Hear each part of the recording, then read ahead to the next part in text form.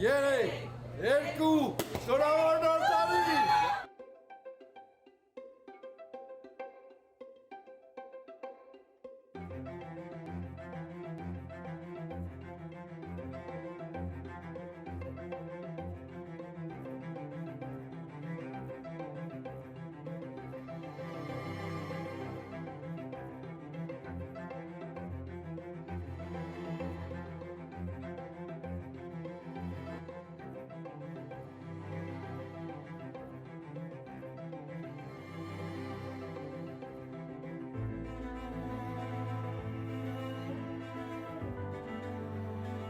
You know, I think that Armenians always like to fly under the radar. They don't want to draw attention to themselves unless something great happens, unless we make the news, right? System of a Down, as long as they're making hard rock music and they're not popular, no one talks about them. But the second they're nominated for an Emmy or a Grammy, every grandmother and grandfather talks about them. So I think as Armenian people, we sometimes, as odd as this may sound, we don't like the attention, but we need the attention if we want to get help and assistance and have a seat at the table where decisions are being made.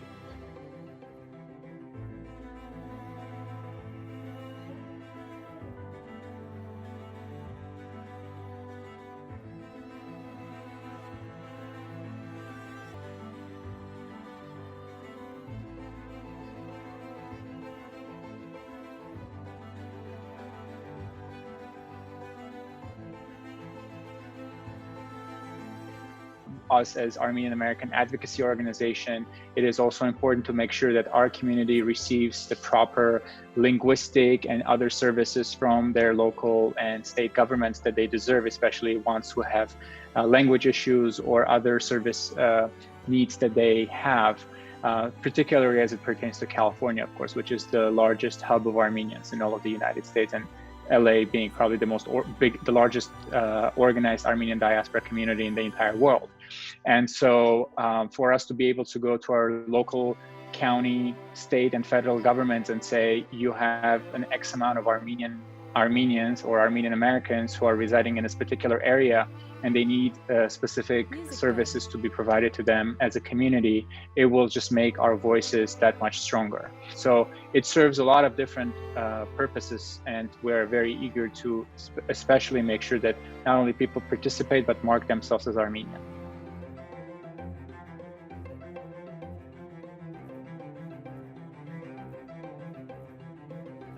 One of the benefits is just when, I'll give you one example.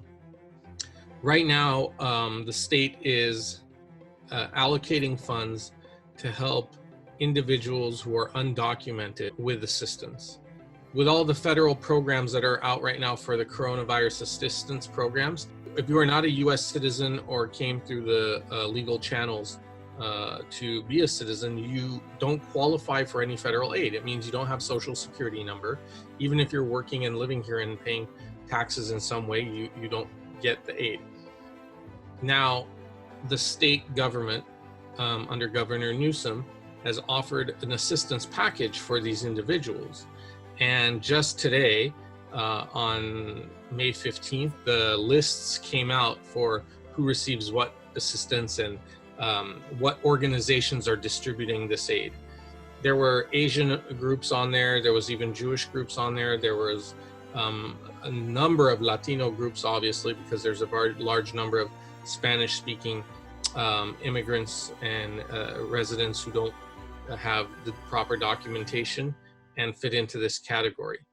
But we know that there's a lot of Armenians as well, whether it's from Syria, from Armenia, from Iran, that have somehow found their way to the United States and either maybe overstayed a visa or whatever the case may be, but they're in a situation where they're not on necessarily the pathway to citizenship and our laws have not allowed them.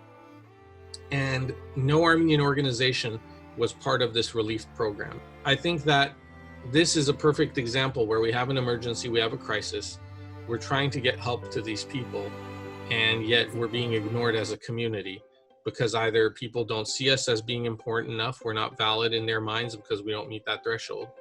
And it's unfortunate.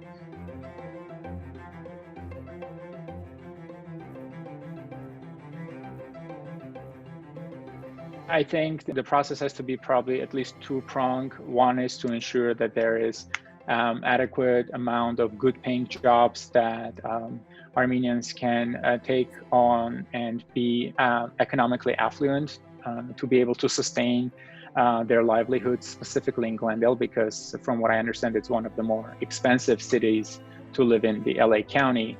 And secondly is to put in place certain measures and programs that would incentivize people to stay here and to move here.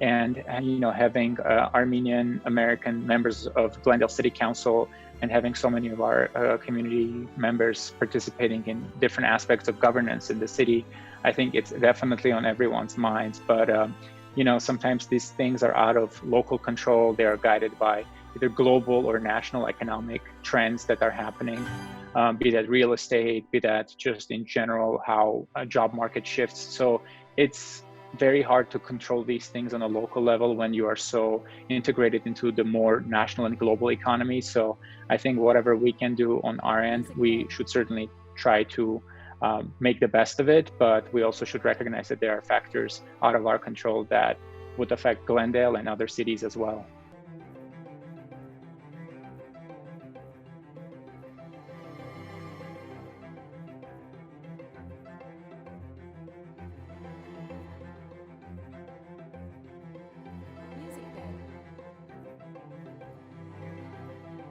Every community is going to change its accent over time.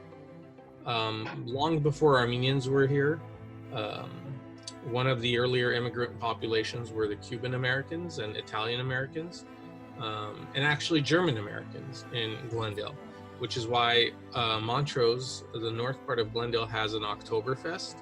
And over time, those communities have assimilated and become part of the overall American culture. And I think that when you look at Armenians, they're going to be no different. And I say that because if you were to go to Fresno today, the community in Fresno, Armenian community, is very Americanized. It doesn't have an Armenian accent like Glendale does. And so I think in about 50, maybe 70 years, you will see the same happening in Glendale. It will lose its accent over time. How, though, and what remains afterwards is up to us as a community. For instance, the Cuban Americans have left Glendale or have been assimilated long ago. Portos is now what we think of when we think of Cuban Americans in Glendale. My hope is that we leave something behind more than just good restaurants and like Rafi's place. And what I hope to see is the Armenian-American Museum. I think as a cultural center, when my grandchildren are older and they start wondering about their last name or their roots or whatever it may be, I want them to have something they can go to more than just going to some place where they can have some horovats. And I want them to be able to see the artwork that was created by great Armenians and great Armenian Americans like Arshil Gorky. I want them to know that Glendale had a long-standing Armenian history, that the highest ranking military official from Glendale was an Armenian American named Paul Ignatius, who was the Secretary of the US Navy, that we have had writers and authors and teachers and scientists and doctors, the people who are helping fight this coronavirus crisis right now. Many of them are Armenian nurses and Armenian doctors. That is important for us to remind people of. That we're not just a caricature, we're an actual living nation. And I think the museum will help do that, even after Artsakh Street is forgotten about.